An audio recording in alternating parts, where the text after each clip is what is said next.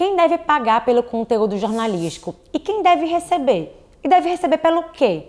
Essas são algumas perguntas que a gente vai responder no vídeo de hoje sobre a remuneração do conteúdo jornalístico. Se você não viu a parte 1 do tema, clica aqui no vídeo para poder ficar por dentro, depois corre aqui para a gente responder essas perguntas.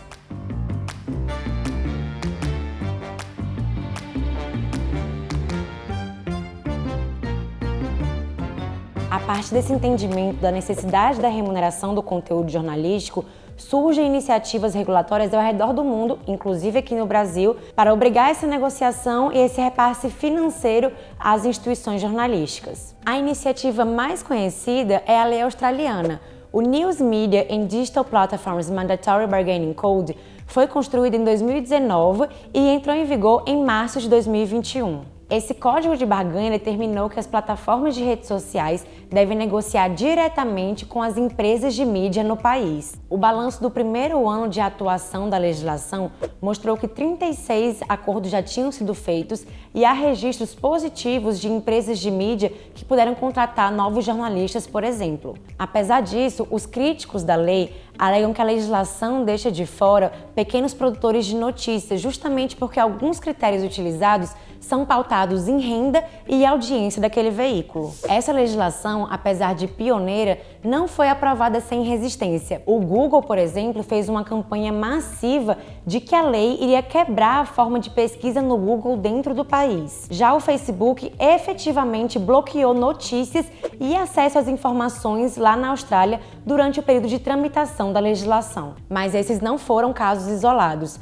Agora que novas legislações estão sendo debatidas no Canadá e no estado da Califórnia, nos Estados Unidos, outras ameaças e efetivos bloqueios de notícias já ocorreram nesses lugares. E aqui no Brasil não é diferente. Por aqui, o debate sobre a remuneração do conteúdo jornalístico se misturou muito com o debate sobre a regulação das plataformas digitais dentro do PL 2630. Em março de 2022, quando o PL estava tramitando e andando um pouco mais rápido na Câmara dos Deputados, houve uma campanha massiva buscando pressionar o tema. Dentro dessa campanha, por exemplo, o Google falava que o projeto de lei ia obrigar a empresa a financiar notícias falsas. Agora, em 2023, com a volta do debate, campanhas ostensivas foram realizadas contra o PL 2630, que inclusive despertaram a ação do Judiciário. Bom, o tema ele entrou como um artigo dentro do PL 2630 que trata da regulação das plataformas digitais. E isso veio muito com inspiração australiana, ou seja, essa barganha entre as plataformas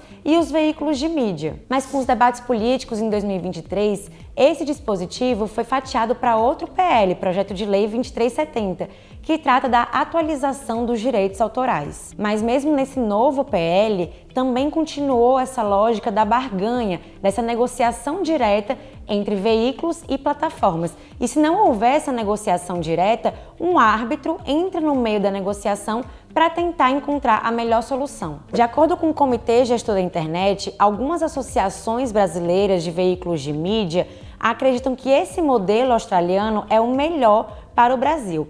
Já outras associações acreditam num fundo multissetorial para financiar o mercado jornalístico. Esse fundo seria alimentado com as receitas das plataformas digitais e dividido a partir de alguns fatores e alguns critérios entre os veículos de mídia. Ou seja, nesse modelo de fundo multissetorial não haveria uma negociação direta entre veículos e plataformas, o que poderia impedir, talvez, que maiores empresas que têm um poder maior de barganha consigam uma negociação melhor que empresas menores. Sendo que essa é apenas uma das controvérsias que estão dentro desse debate de remuneração do conteúdo jornalístico.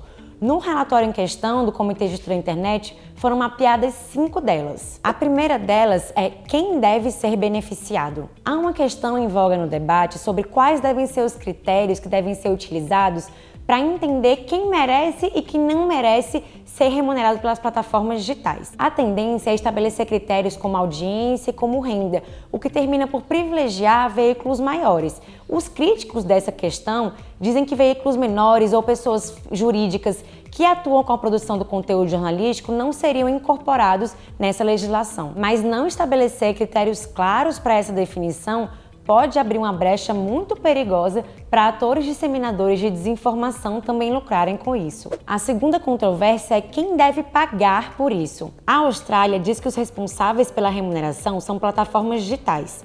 A União Europeia usa prestadores de serviços de compartilhamento de conteúdos online e o Canadá, empresas intermediadoras de notícias digitais. Ou seja, há uma brecha aí em quais empresas entrariam nessa questão e quais não. A terceira questão é pagar pelo quê? Ou seja, quais conteúdos são passíveis de remuneração? O que seria considerado notícia e o que não?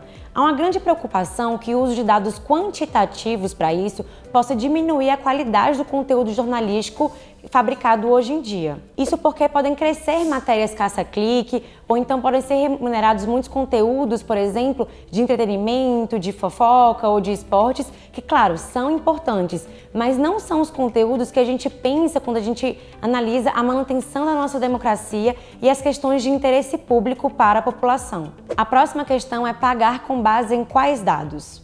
Esse ponto indica a demanda por mais transparência em relação ao faturamento da publicidade digital e também aos sistemas de recomendação das plataformas digitais. A última pergunta que precisa ser respondida para que a gente possa criar uma legislação robusta é qual deve ser o papel do Estado nessa negociação. Isso porque vai variar do modelo.